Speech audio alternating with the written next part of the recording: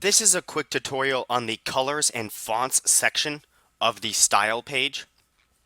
The style can be located right here at the top. This is what lets you change all of your colors, fonts, and themes for your website.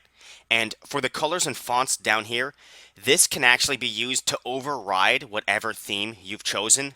So by default, we have this text and this color font.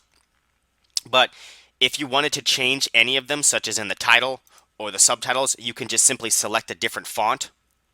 So for example, if I wanted to change this main title here, we can do a totally different font with, let's do this Gloria Hallelujah, which looks kind of like more handwritten text.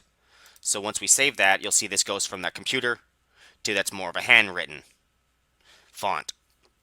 And that can be used to override whatever you've chosen for your theme, and you can simply go to default to choose the default theme again.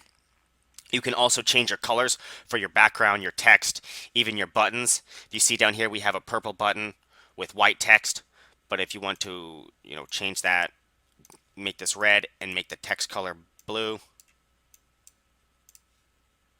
you can save that and that'll override whatever you have for your website. Now we have a red button with blue text. And if you want to get rid of that, you can simply click the X next to the color palette and that'll clear the color selection and go back to the default. And it's very simple to change all of your colors and fonts. Just use the colors and fonts section right here in the style page.